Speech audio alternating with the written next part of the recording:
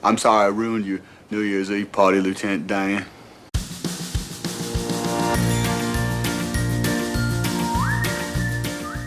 Hi there, and Happy New Year, and welcome to a very special episode of Baseball by Design. I am SportsLogos.net minor league baseball correspondent Paul Caputo, broadcasting live for the very first time ever from Venice Beach, Florida. Dan Simon, hello, Dan Simon, how are you? Hello, Paul Caputo. I am fantastic. How are you there in what I would hope is sunny Florida? It is sunny Florida.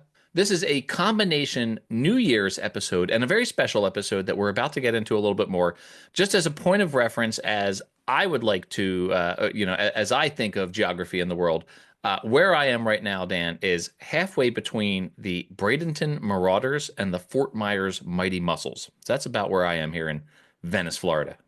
Okay, a lot of things that I think about or describe or whatever has to do with how it relates to baseball and usually minor league baseball. So describing where you are with regard to what minor league ball teams are north and south and or east or west of you is something I do all the time as well. It often startles people. We were doing something touristy today. We were at one of these like alligator places where they had a 14-foot alligator that was incredible, and they had a little baby alligator that you could hold and take your picture. And they had these things called swamp buggies with like giant tires where they took you out into the swamp and you were like going through the swamp and these things. And so it's all very touristy and whatnot. But I met a family from Akron, and I was like, "Oh, rubber ducks," and their eyes went like all dinner plates. They were like, "Oh my gosh, this person knows the rubber ducks." Dan, we digress already. I imagine there might be a few digressions in this episode, but this episode is the 100th episode of Baseball by Design with a Studio Simon Stumper. It was 101 episodes ago that you started doing these. We technically missed one, although you were there on that episode. It was an Palooza live on site during a road trip where we didn't technically do a stumper. And you're a stickler, you're a stumper stickler. And so you don't count that one towards your list. So this is the 100th episode of Studio Simon Stumpers. And I looked up a little stat, Dan, that I think you might find interesting. When you look at podcasts in general, 95% of podcasts don't make it to a 100th episode. 5% or fewer of podcasts that get started and posted on Apple Podcasts don't make it to episode 100. So you, without even having your own podcast, have defied the odds, defied the numbers, and made it to episode 100 of Studio Simon Stumpers. Well, I'm part of the top 5%. Well, we know that to be true. But what we decided to do here on New Year's Eve for this episode of Baseball by Design, we're calling it Stumperpalooza. We have an hour to do as many stumpers as we can. You have prepared, I think you said like 7 or 8 of them that you have ready to go. We're going to see how many stumpers we can get to in 1 hour of a special New Year's Eve edition of Baseball by Design, celebrating both the end of a great year in some ways and our high hopes for the coming year and celebrating 100 episodes with a stumper.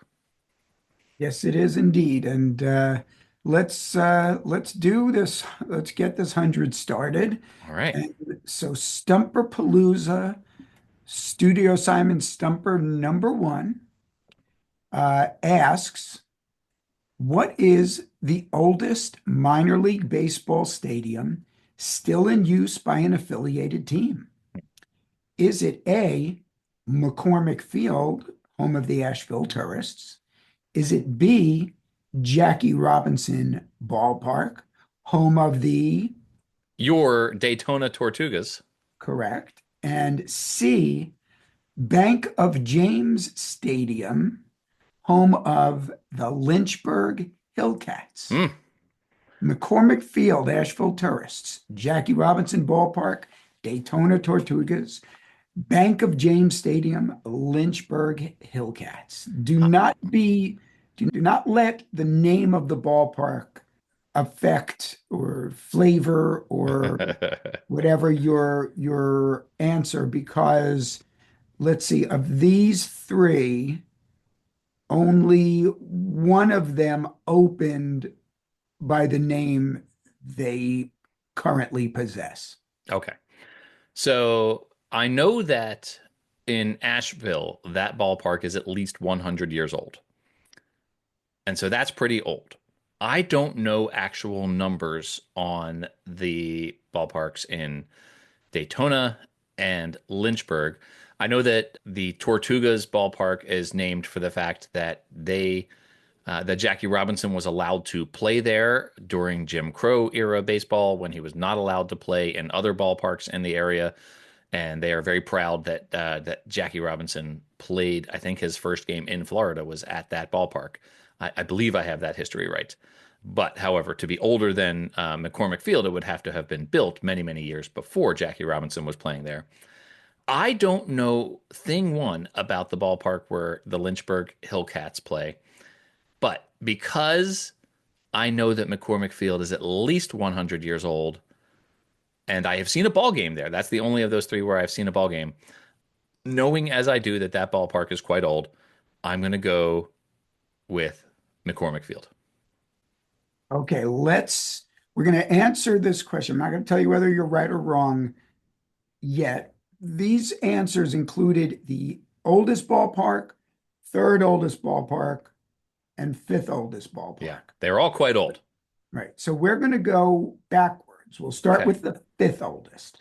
That is Bank of James Stadium in Lynchburg, Virginia, which, by the way, not only have I been there, I have seen my son play at that ballpark. Oh, When he was with the University of Virginia club baseball team playing a road game.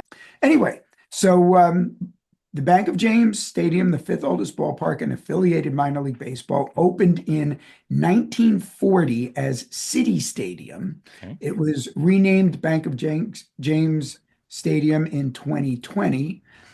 Its first minor league tenant were the Lynchburg Senators in 1940, the year the ballpark opened. So that's the fifth oldest. Okay.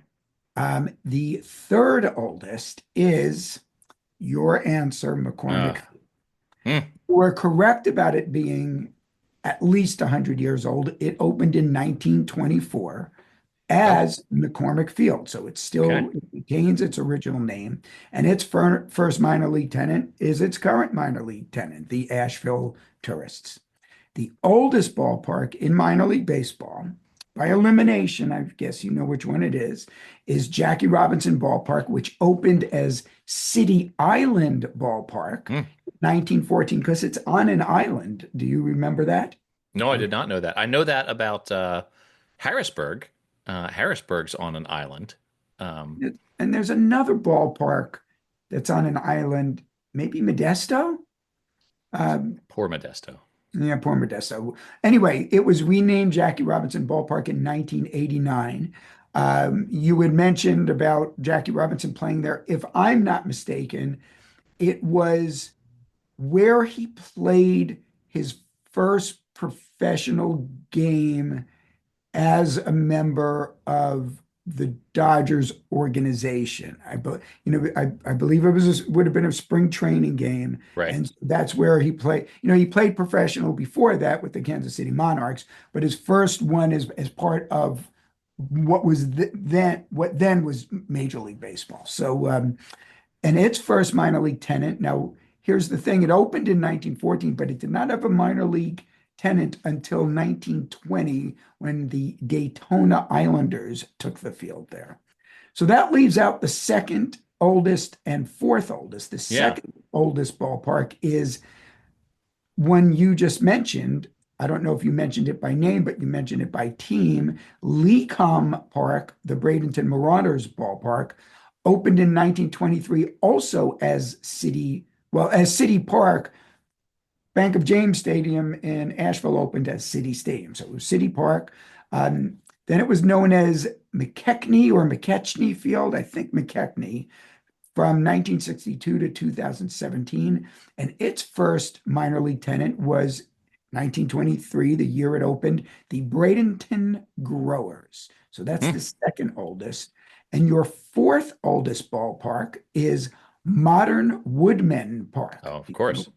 home of the Um, Evan. I'm Right. blanking on who plays in modern Woodman Ballpark. I'm going to be mad when you say it. Then I shall tell you. Sorry to make you mad, Yeah, but it's no. Quad City River Bandits. Oh, the River Bandits, of course. It didn't make me that mad, it turns out. I'm okay. Okay, that It's New Year's Eve. okay, you're chill. You're more chill than you thought you were. Um, Modern Woodmen Park opened in 1931 as Municipal Stadium, and its first minor league tenant was the Davenport Blue Sox, also Mm, in 1931. all right. So there Well, you there we have go. it. I'm 0 for 1, so we'll see how I do for the evening here. Dan, I have a question for you, just a quick question. Like we'll do maybe like little interludes here between each of these questions. I'm curious. You were born and raised in the Mid-Atlantic or Northeast. Do you consider New York Mid-Atlantic or Northeast? Northeast. Northeast. What is Because the? Sorry. because to me, Mid-Atlantic is a little more like even Delaware, which is very close to New Jersey. I would Yeah. say that's like when that, Delaware, Washington, D.C., Maryland. I find New York, New Jersey to be a little, it's right there at the cutoff. Yeah. Whatever not the Mason-Dixon line, of course, but whatever separates Mid-Atlantic from Northeast, they're right there. It's a subject of much debate among, in particular, my friends. So I was sort of curious to see where you stood on that. My question for you Where do is, you stand on that? I think that Philadelphia is the cutoff. I think Philly and North are Northeast, and Maryland and below are Mid-Atlantic. Okay, there you I think go. of like the Chesapeake states as being the Mid-Atlantic. So Delaware, Maryland, DC, Virginia, Delmarva. Delmarva. The Delmarva Peninsula is where the Mid-Atlantic begins. My question for you, Dan, was what is the farthest away you have ever been from where you were born in the northeast of the United States? In the world In the or world, the whole world. well, I think the answer to the question is Switzerland. I've been to France. Well, I've been to the airport in France, so that doesn't really count. I've been Doesn't to count. Spain. Yeah. I've been to Portugal, Yeah. but Portugal is farther east, so that's Yeah. close. Switzerland So, is farther away than both of those. okay, so Switzerland is the answer, where I went to go skiing. Okay. My answer to that question is Malaysia in both directions. It's the farthest east I've been, and it's the farthest west I've ever been. Because where that time zone is, it's exactly 12 hours different. You just turn AM to PM, and you are that's what time it is in Malaysia. And so it's one of those places that you could fly over the Pacific or you could fly over the Atlantic, and you get there in the same amount of time. So Well, that was a great baseball topic to discuss, Paul. Malaysia has very few minor league baseball teams. It's true. All right, Dan, let's move on. Let's go to the stumper number 2 here. Stumperpalooza number two. Okay, we talked about several ballparks, but the correct answer of Stumperpalooza one was Jackie Robinson Ballpark, Mhm. which, as we mentioned, is home to the Daytona Tortugas, who, of course, play in the Florida State League. So let's keep things in the Florida State League. You currently are in Florida State. That's true. Um, and we're going to ask this two truths and a lie stumper. I like this. Which of these was not a Florida State League team name? Was it A, the Cape Coral Macaws? Was it B, the Tampa Smokers? Or was it C, the Key West Conchs? Cape Coral Macaws, Tampa Smokers, Key West Conchs. And so two of them are real. There are two truths and one lie. So I need to suss out the lie. Key West conchs is a lot of fun. I like that. And especially because it's a word that people struggle with because they don't know whether it's conch or conch. Tampa smokers, I can see perhaps that tobacco was an industry here in Tampa. The macaws and conchs are both, they're both wildlife. Smokers, I could see relating to the tobacco industry. if the tobacco industry was here, I'm going to say that the macaws and the conchs, being wildlife based, related to things that are here, I'm going to say that smokers is the fake one. The Key West Conchs is indeed was indeed a Florida State League team for Yeah. but 3 seasons from 1972 to 1974. A team of that name also played in the Class B Florida International League in 1952. The other real team which had a name used from 1914 through 1954 in four different Florida minor leagues, including the Florida State League from 1919 to 1927, and that was the Tampa Smokers. The smokers. Not only was tobacco an industry, it was more specifically cigars. Yeah. And to my understanding, it still is in Ybor City. Do you know how that's pronounced? I don't. Which is, if it's not part of Tampa, it's Tampa adjacent. So that was a real team. The Cape Coral Macaws is the lie, but it ought to be. Yeah, it sounds like a Don't good you one. think?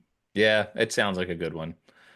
Dan, something I've meant to ask you for a long time. I'm 0 for 2 here, by the way. I have this is unrelated. I have a Yingling lager here, purchased at a local Wawa here in Venice, Florida.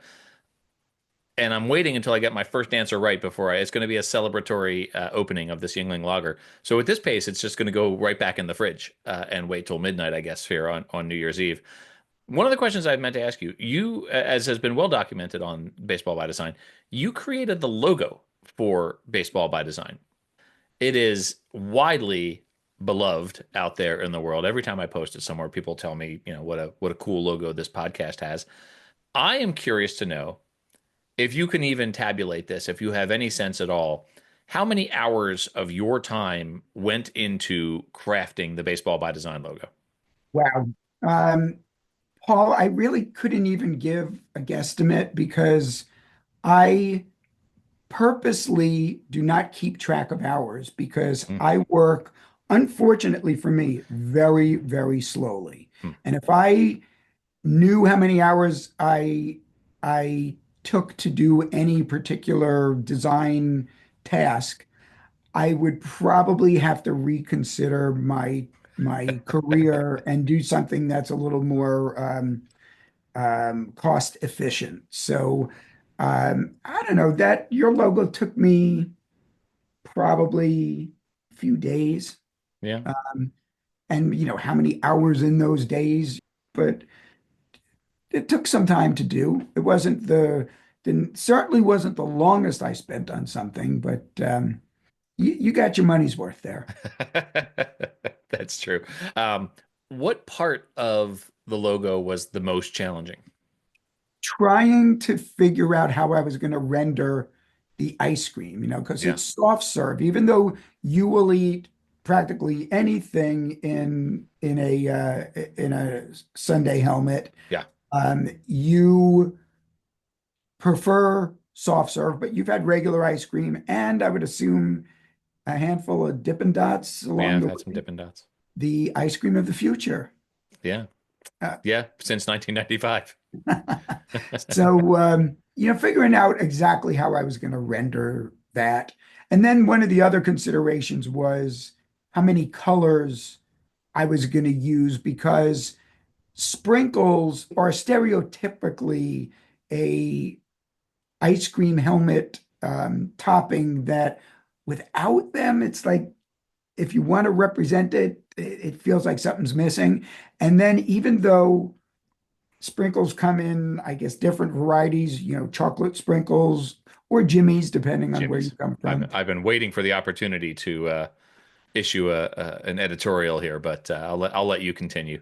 Well, but the rainbow sprinkles are the ones that, again, stereotypically, I wanted to use to represent it. And with the other colors I was already using, I was going to blow through the roof of what the recommended maximum amount of colors for a sports logo, sports branding logo is, which is 4 colors. Yeah.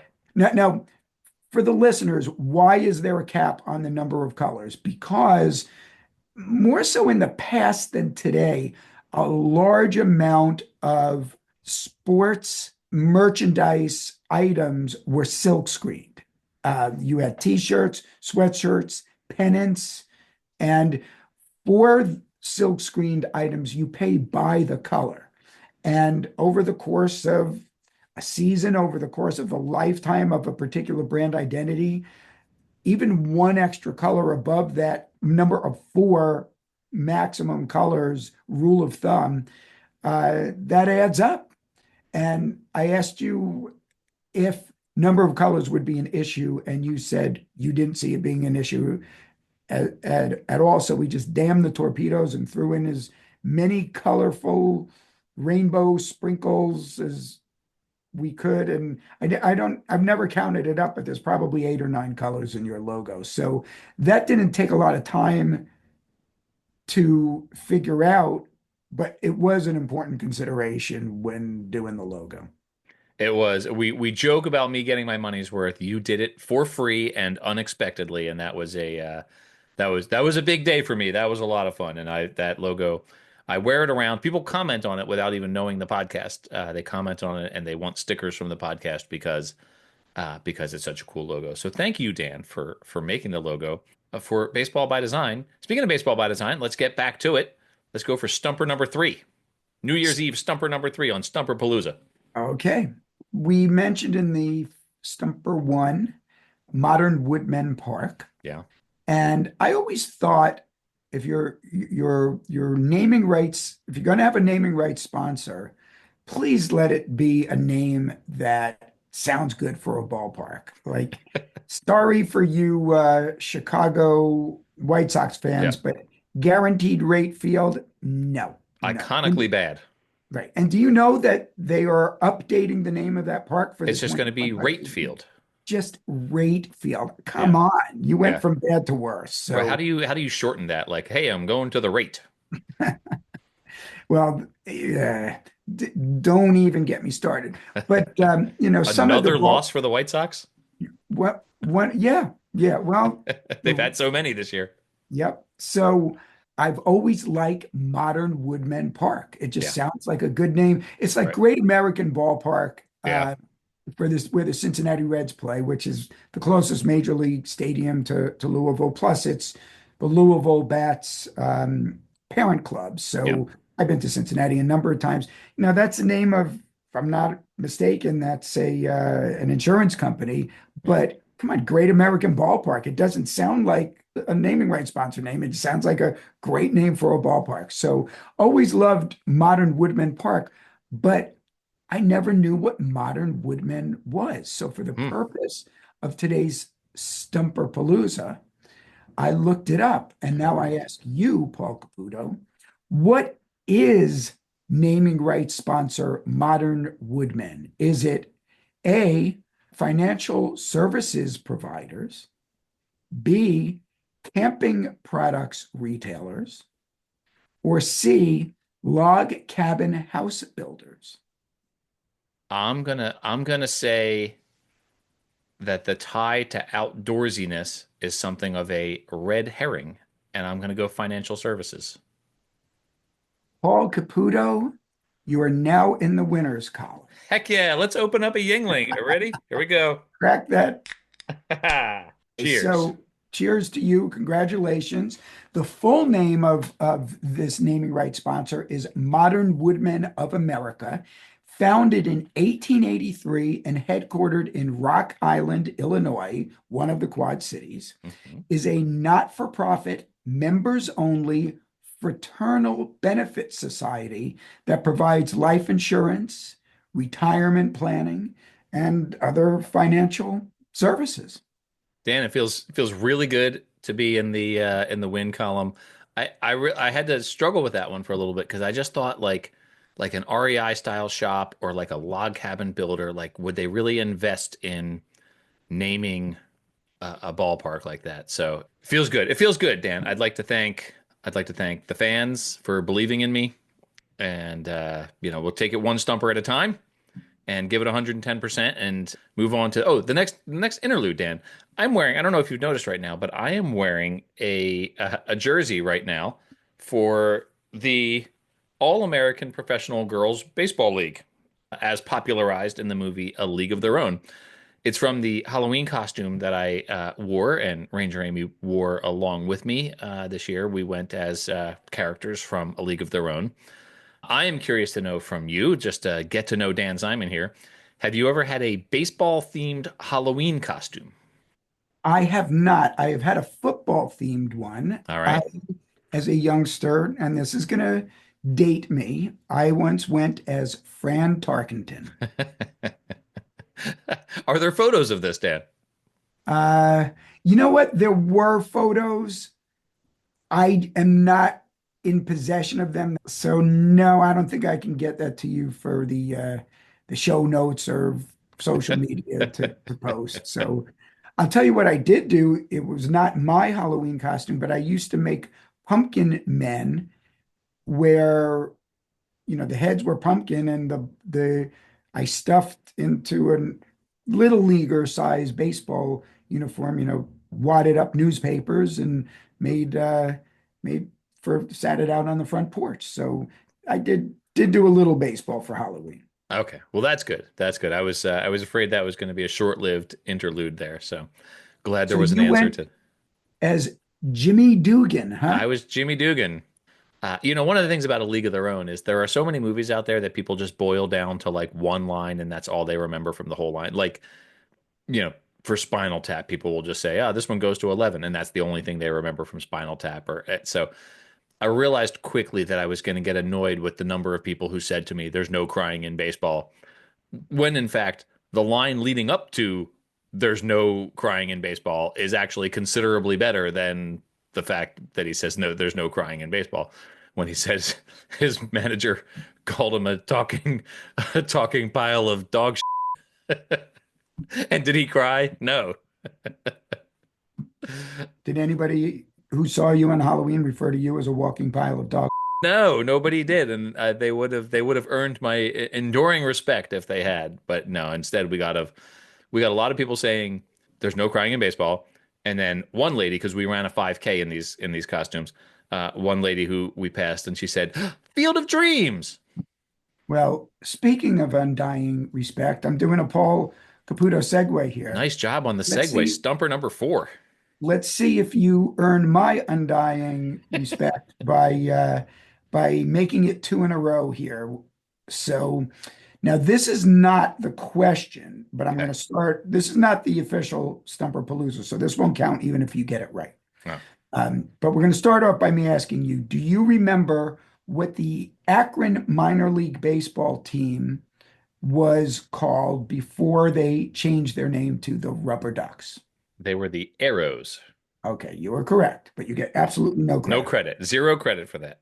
But you do get a little bit of We'll my we'll put it in the standings like in hockey, like they do an overtime loss, right? Like we'll call it like we'll say I'm 1-2-0-1 or something. I don't understand hockey okay.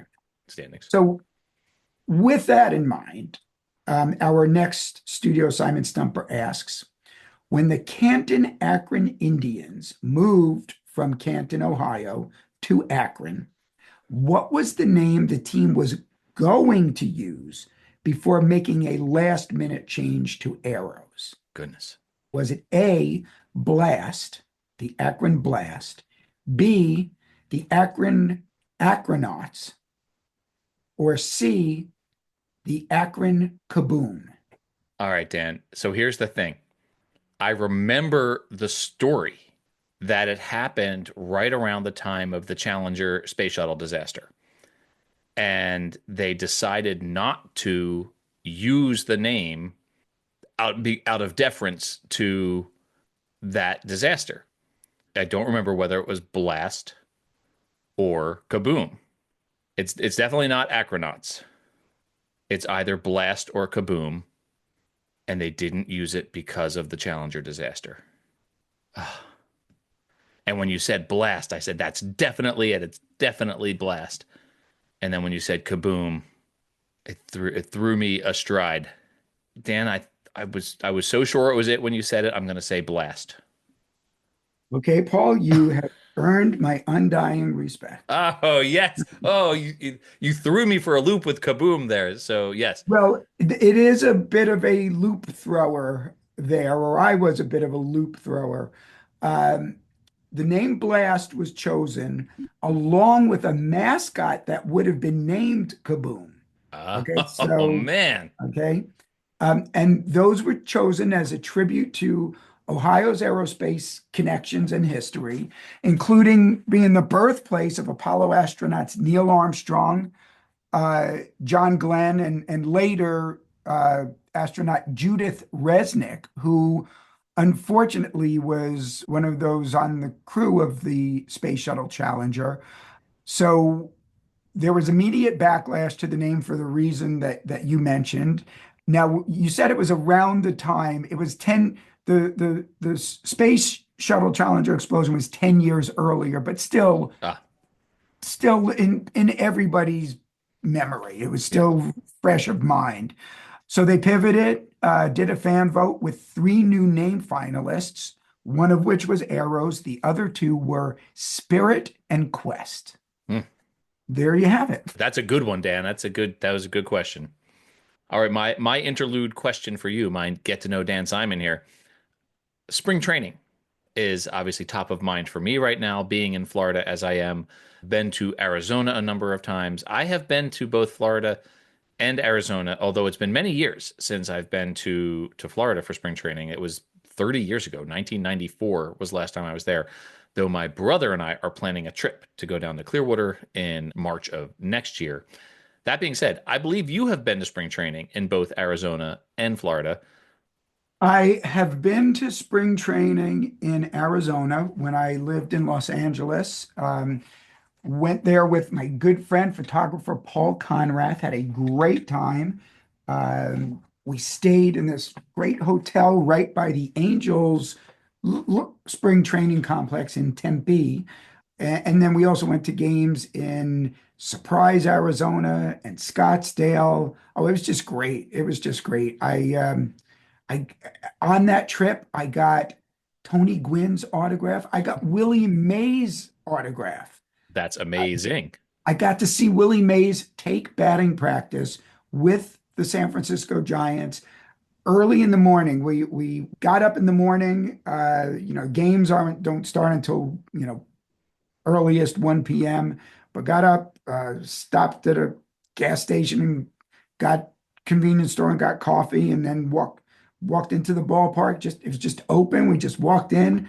Nobody was there but us and a handful of ball players Yeah. who were taking batting practice. Will Clark was there. This is one of the things I remember like it was yesterday. He had, he was called Will the Thrill, a great hitter. He had one of the sweetest swings, and to see it in person and to hear the sound the ball made coming off of his bat compared to everybody else was extremely memorable. It was just different than anything I'd ever seen or heard. It was a thing of beauty.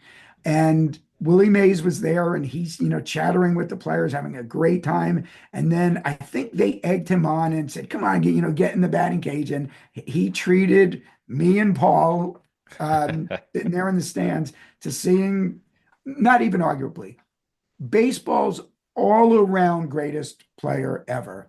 And I can't even tell you how old he would have been at the time. This would have been 1990s, could have been late 80s, early 90s.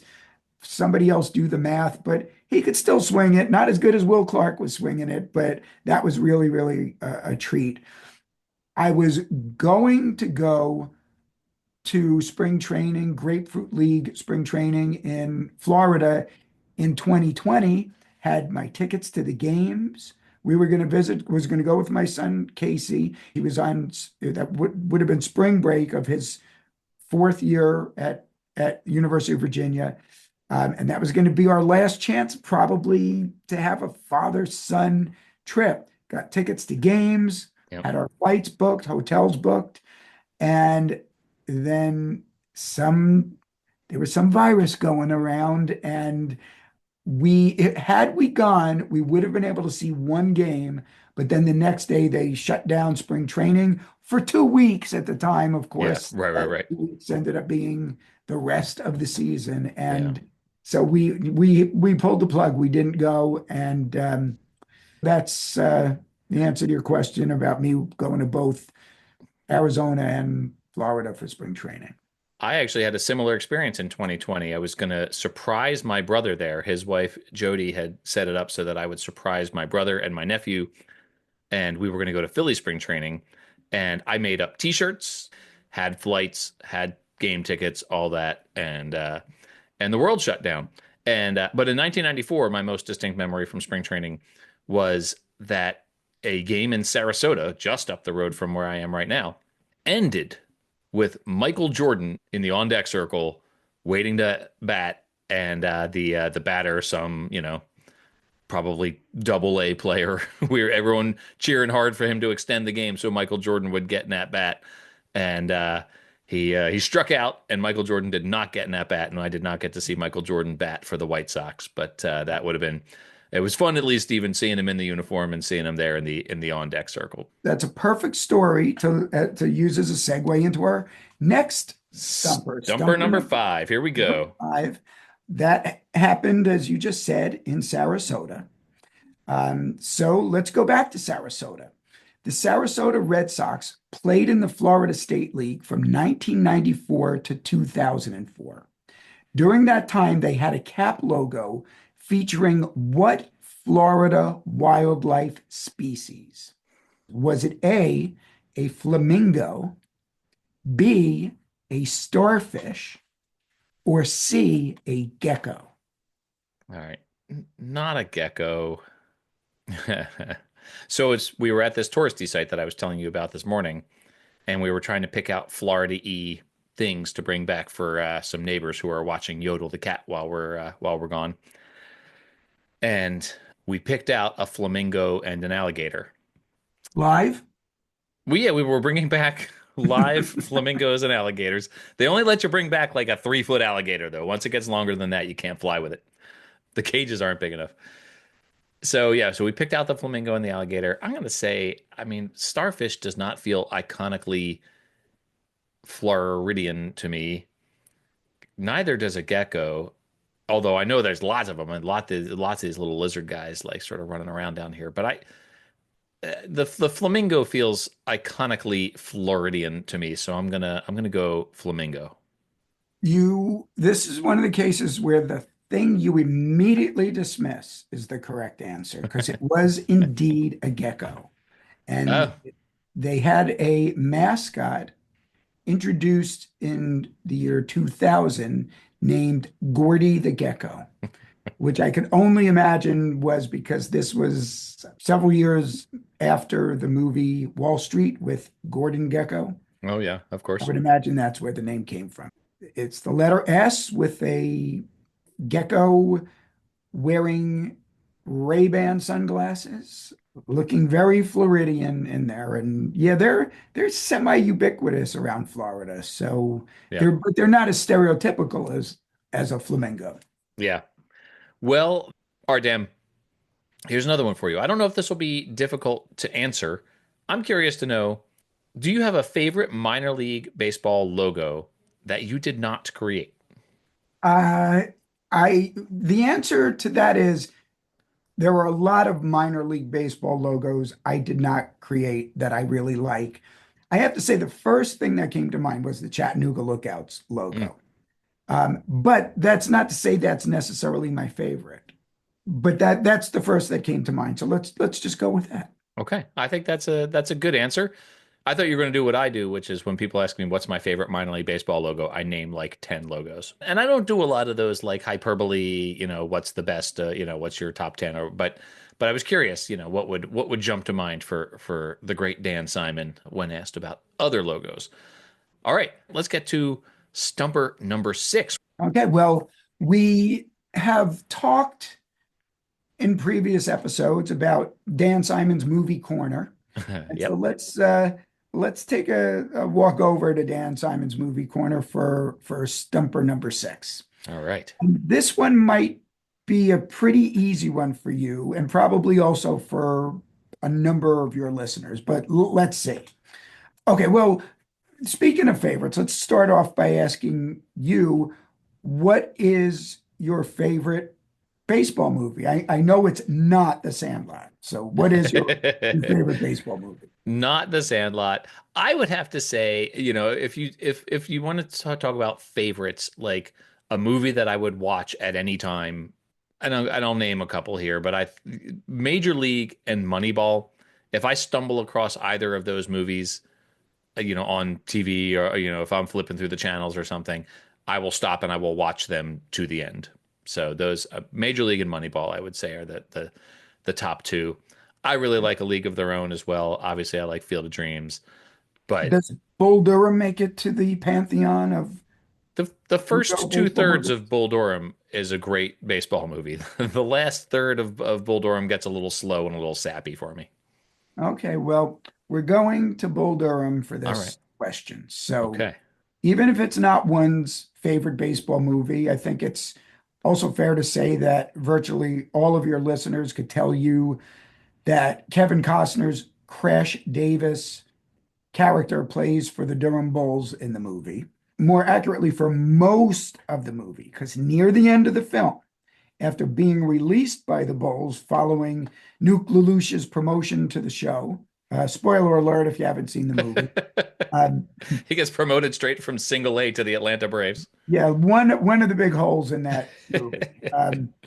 He hits his minor league record 247th career home run for another team before finally hanging up his cleats for good. So our Studio Simon Stumper number 6 asks, what was that team? Can I just answer it? Can I answer the question without giving me the multiple choices? You may. He hit that home run at McCormick Field for the Asheville Tourists. Okay, there. Yep. I like I said, I thought this one would be an easy one for you, but I didn't know. And the fact that it wasn't on the 3 or 4 baseball movies you named as your favorites meant that, okay, you might have to dig a little deep for this, but It's still a movie I like very much. And one of one of the other sort of plot holes in that movie that I sort of laugh about sometimes is that after he's released from the Braves organization and he's no longer with the single A Durham Bulls, you see him driving in his car, and I guess Susan Sarandon says that he heard that the Asheville Tourists might be looking for a backup catcher or something like that, and he's driving out to Asheville to see if he can't catch on with them.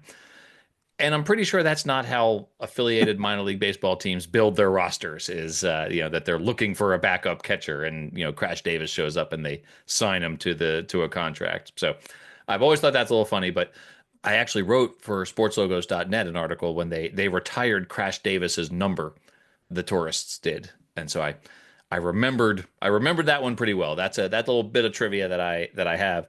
Dan, this puts us with a few minutes left to go. I'm 3-3 for the evening. So the Stumper number 7 is going to be to determine whether I finished the year above 500 or below 500. I'm curious to know, just very quickly, this is not a baseball question for you, but just in terms of the evening, do you have any New Year's traditions? Anything that you can expect as the clock ticks down to midnight tonight? no. Okay. I'm Perfect. sorry for that boring answer, but did you know there was an actual Crash Davis? So no, I did not know that. Okay, his full name, Lawrence Columbus Davis. He was an infielder who played in 148 games for the Philadelphia Athletics for 3 seasons from 1940 to 1942 and has 2 major league home runs to his name. Now, whether Ron Sheldon, who wrote and directed Bull Durham, a former minor leaguer himself, whether that's where we got the name from or whether that's just coincidence, I don't know. But Listeners, if any of you do know if that's a coincidence or not, if you've ever heard this, I'd be real curious to know if it's if it's coincidence or intentional. Well, that's I should have known, being a Philadelphia athletic and all, I should have, committed every Philadelphia athlete to memory now. Dan, that brings us to Stumper number 7 out of what do you have 8? I have 8, yes. Okay. Let's hear it. What do we got for Stumper number 7? Okay, we're gonna stay in Dan Simon's movie corner, and we're gonna stay in the theater where they showed Bull Durham because it's another Bull Durham question. Two Bull So Durham. after hanging up his aforementioned cleats, he's sitting on the porch swing with Annie Savoy and says to Annie, Susan Sarandon's character, Annie Savoy, that there might be a managerial opening in what minor league city next spring? Was it A, Chattanooga, B, Albuquerque, or C, Visalia? I am going to say, I believe, Dan, that it's Visalia. That's final answer? Yes, final answer. Okay. And this was a pivotal question and answer for you because if you get this right, you are guaranteed of at least finishing 500, if not in the black. And over the course of my lifetime as a Philadelphia sports fan, finishing 500 is a big deal. That was often the goal for my teams growing up. Well, you, my friend, are correct.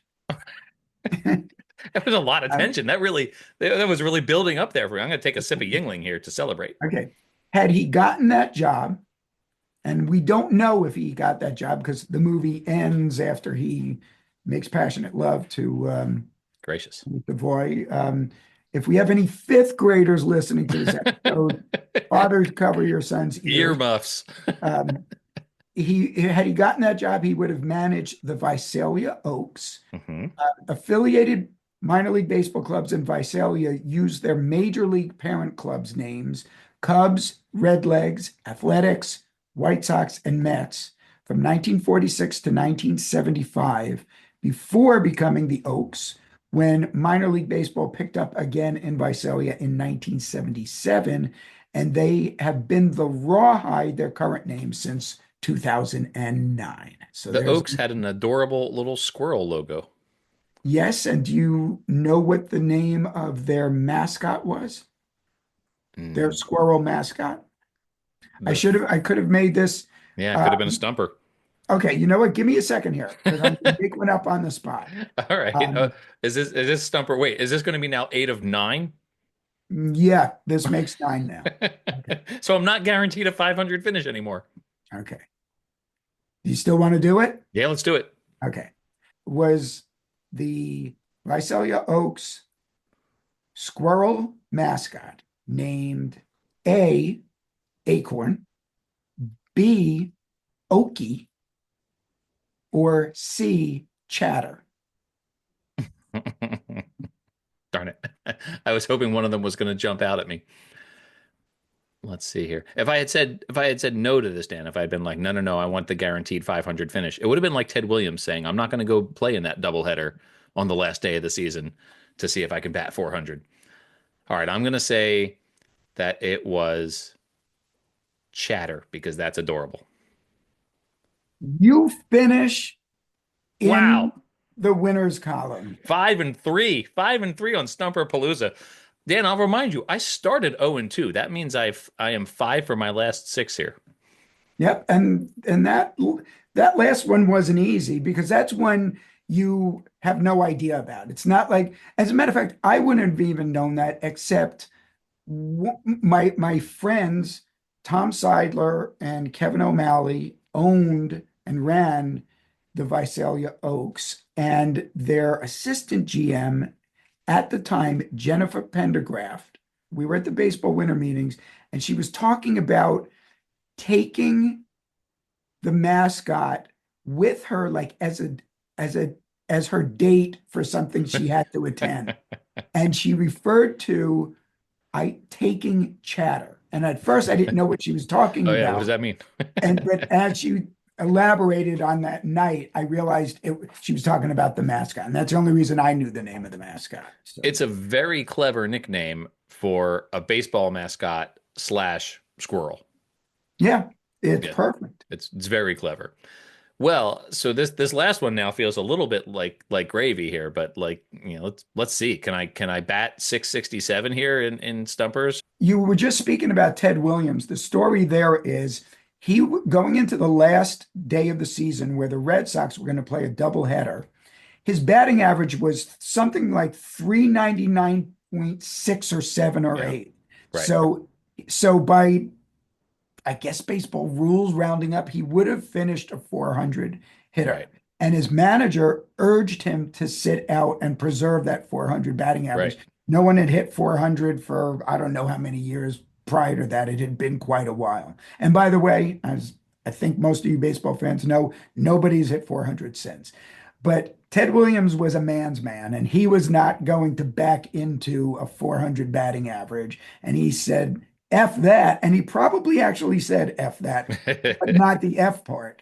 Um, I'm playing.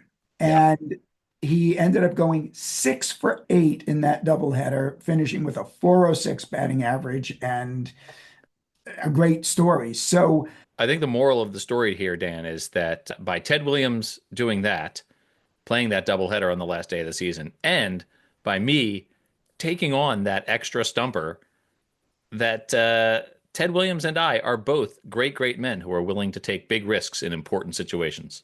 well, that's a great man, which you indeed are.